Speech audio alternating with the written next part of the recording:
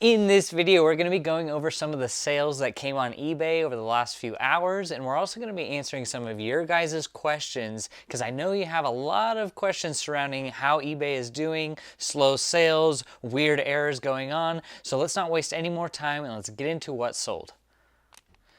We had this men's Adidas Polo Climate Cool series. It's a men's extra large. It's sold for actually, let's double check, $17.95 plus shipping.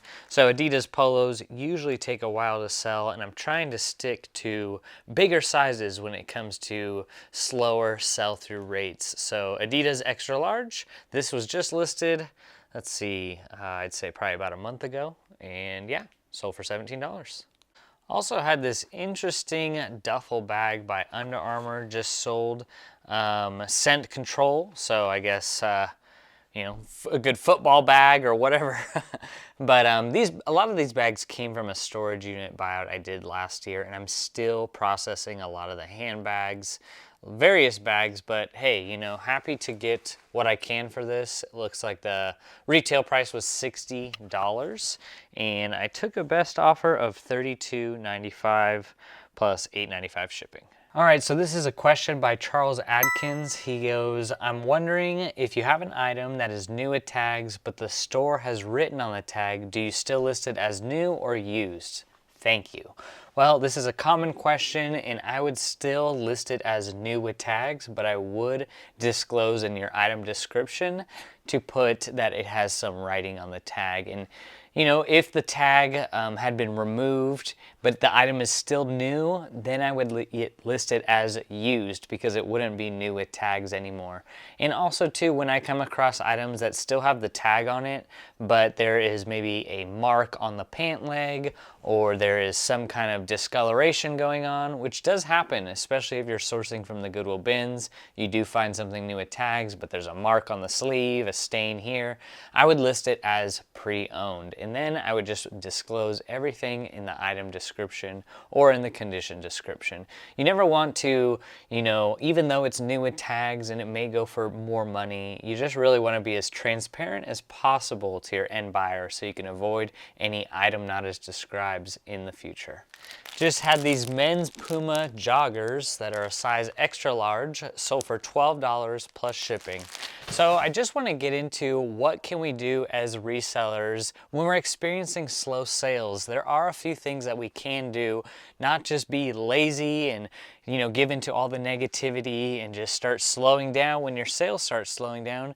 You know, anyone can have a good time when sales are going great. You should enjoy yourself when sales are up and you're up month over month and you're getting the best sales you've ever had. Things are great, right? That's a good time.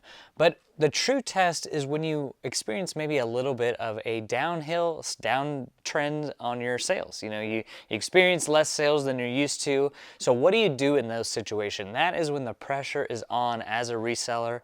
Maybe you've never experienced summer slowdown before, or maybe you've never experienced so many errors on a certain platform that you're using. So what can we do as resellers to be able to combat some of those slow sales? I think number one, it's a great way for you guys to reevaluate your business. Look at the items that you're bringing into your business. Are those the items that you're looking to continue to bring in? So really a good way to refine more of how your processes are. What can you do to be getting better in your eBay store or in your reselling business? For me, the adjustments are considering doing some type of cross-listing, whether it's through Vendoo to be able to start getting my items put on Poshmark, and also reevaluating the types of inventory that I'm bringing in, the brands that I'm bringing in, the sizes that I'm bringing in. It's a great way to just kind of relook at your business model.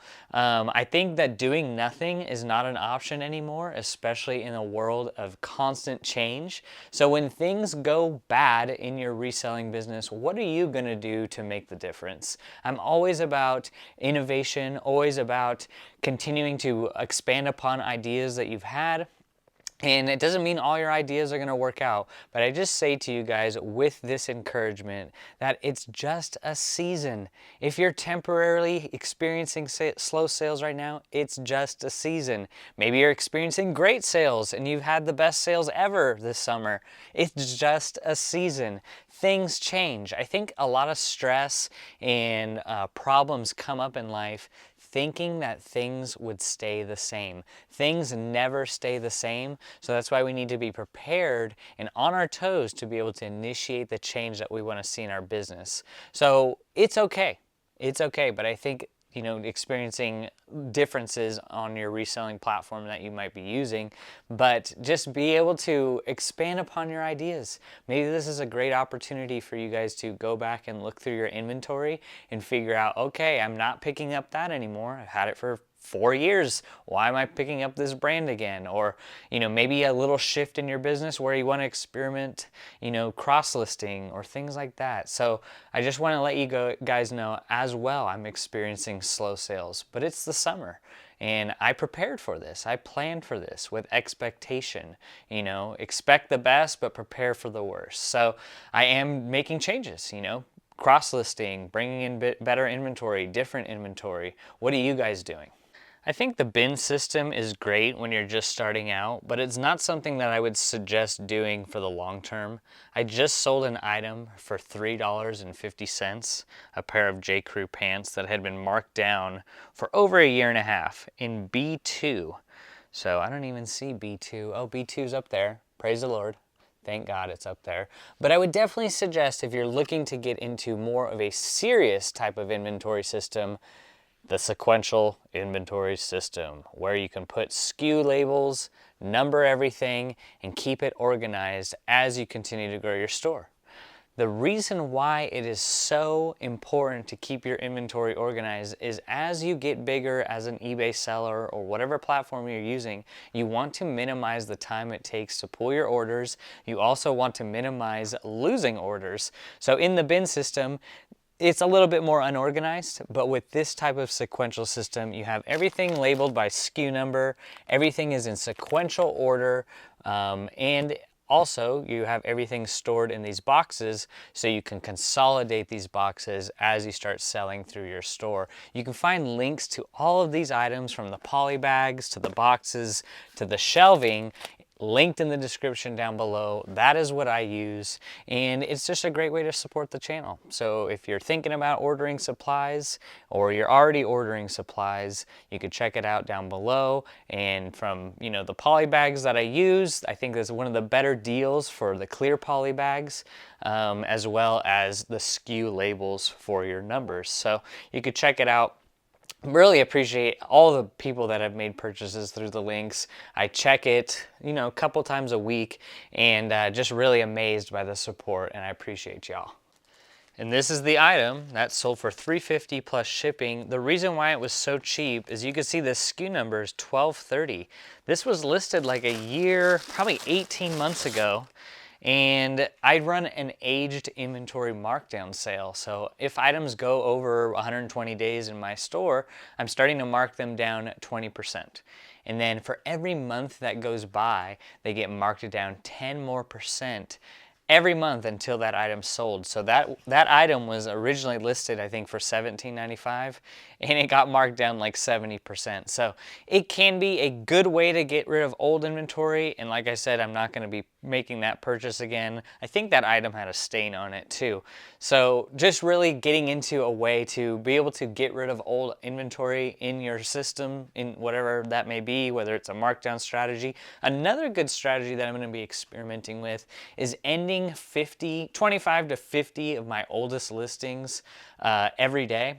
I'm not going to be doing any more than that because I don't want to confuse eBay, but doing like 25 a day of my oldest listings, ending them, and then relisting them as auctions for a $1 auction, just to be able to move some of this inventory out. I mean, you can see here I got like a whole wall, and then I got a whole wall over there. So getting rid of all of these items, I would say there's probably like 1,000 items here in these tubs. So if I can just be able to reclaim the money that I spent originally on them, I'm so happy with that, because actually I just want the space to be able to continue to grow the business. So maybe you can experiment with that. Some of your older items, maybe you can just end them and do a yard sale. So that's a common way. I think it's important to be able to know when is a good time to liquidate some bad purchases, just so you can get your original money back and be able to now buy better items. So this vintage leather jacket by Roundtree in York, really nice condition, good shape, starting to sell a lot more jackets now, even though we're still in August. But Roundtree in York is an okay brand. You're going to want to be on the lookout for, a lot of people have been having good success with Roundtree in York, Travel Smart, button-up shirts, women's blouses. The Travel Smart series do command a good sell-through rate and average sale price. It's an okay brand, but this is a nice vintage leather jacket that sold for $32 plus shipping. One of the hard parts about getting used to selling jackets is all the variety of, is it an overcoat? Is it a bomber jacket? Is it a trench coat? How do I know the difference? Well, you could check out, link down below, where I have a complete guide to eBay item specifics. You could see here that we have all of the coats, different types of styles, parkas, pea coats, puffer jackets, anoraks, basic jackets, biker jackets, to help you guys go further faster in your reselling journey. And if you are a clothing reseller, or maybe you're just starting out as a clothing reseller, you're gonna wanna check this out. It's a complete guide, got every single item specific to help you guys learn the definitions, learn the keywords, so you can really get good at your title structure and really master the items that you're selling. You can also check out this QR code if you're watching on the television. You could just scan it and it takes you right to Amazon for a hardcover copy, or you can also find it linked below. There's an ebook if you don't want the hardcover copy.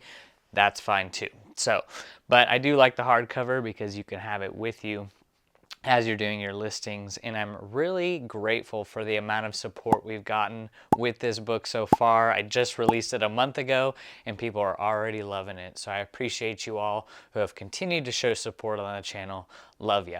Got an interesting comment by Smack. He says the never-ending fees raises kills it for me. So the constant increase in eBay fees. Most low-cost items on eBay ends up making more money than I do. I have to allocate capital, store it and list it, and play accountant, ship, while eBay cuts back on their customer service and continues to raise fees. It's all about making the stockholders happy. Well, there is some truth to that, and yes, that is why eBay is buying back the most stock that they have bought back in history. They bought $120 million worth of their stock last year, and they bought over about 280 million of stock buybacks this year. So yes, there is some truth to that, and there's an answer for dealing with the constant raises and fees and everything. Is the number one thing is to combat this, and you probably don't want to hear it, is just to sell more items. This is why I'm such an advocate to always be learning and mastering the products that you're selling, because if you're one step ahead of the next person, you'll be able to really master those items, be able to take advantage of the market, studying the market trends, studying what's going on with styles, fashion. Maybe you sell baseball cards, maybe you sell football gear. You want to be in tune with the market, because a lot of people, to be honest, are lazy. They want the easy way out. They want, you know, money coming to them without any effort. So we really need to be diligent in our studies, studying what's going on around in the world, within us, to us, you know, so we can really plan and develop a strategy to go forward. So selling more items on eBay is going to be the cure for the constant raises in shipping, fees, and all of that. Well, how do we sell more items? We get better at studying the items that we're selling already. So just get better at brand knowledge, get better at what brands that are going to start fitting your business model. Don't just get set and stuck in your ways. Always be learning and studying, picking up new things, listening to podcasts. Don't ever slow down, and never just do nothing, because that's not going to help anybody.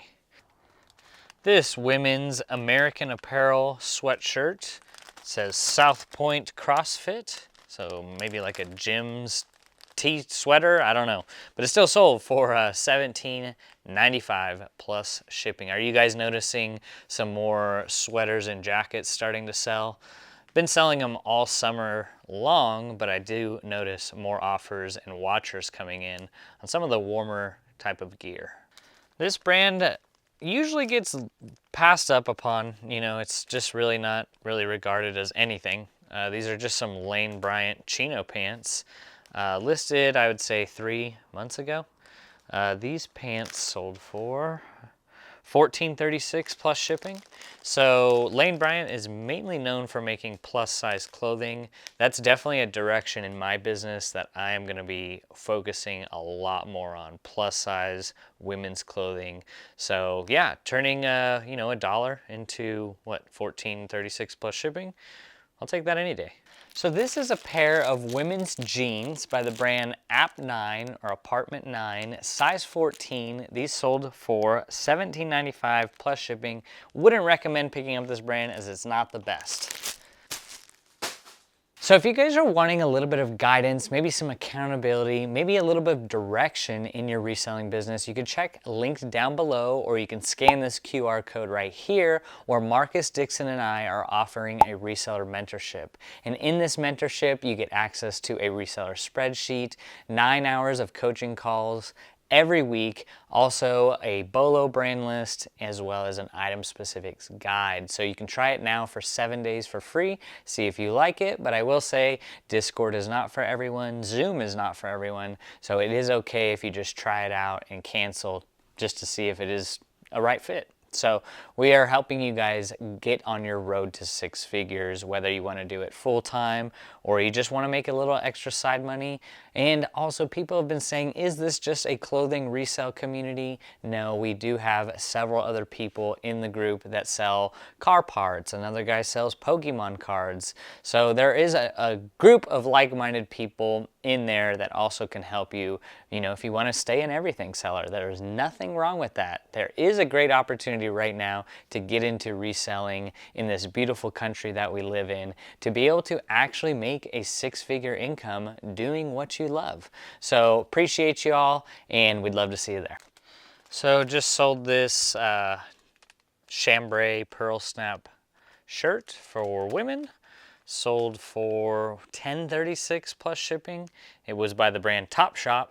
So I love picking up pearl snap, really regardless of the brand. Denim, chambray, doesn't matter. So another chambray top. Chambray is kind of like a denim look-alike type of fabric. A little bit more lightweight and softer. This is by the brand Banana Republic. It is a boat neck blouse, sold for $14.36 plus shipping. So I don't sell a ton of unbranded stuff because if it's missing the brand, I have a hard time figuring out if I even want to list it at all. But this was a vintage Aztec pattern vest, so I thought, all right, I'm gonna give it a shot. I just listed this maybe a couple weeks ago and sold for $14.36 plus shipping. I just typed in as the title: vintage vest, men's large, black Aztec print, button front, lined pattern. So probably not the best title, but it still sold. And that's what I'm gonna say. If you do have some unbranded items, you're going to have to really dial in the keywords that are gonna help that item sell. And most of the time, if it's unbranded, I'm just going to either redonate it or not pick it up at all. And eBay is just very specific. When you don't list the brand, it's gonna have maybe a slower time selling unless you can plug in some good relevant keywords. So if you guys are wanting to know other types of items and brands that I'm really looking to pick up, I do have a free ebook linked down below where it's the top 50 brands. In that brand list comes with sell-through rates that are current, as well as a brief description of that brand. And also, if you want to check out a video version, you could check out this video right here where it goes over my top 10 favorite brands within that brand list, so you can get a little bit more idea of why I go for those items. I think it could be helpful for you guys for the next time you go out sourcing. Maybe you can find some of those items as well. Try to pick them up, see if they work for you and your metrics. I appreciate y'all, and we'll catch you in the next one. Take care.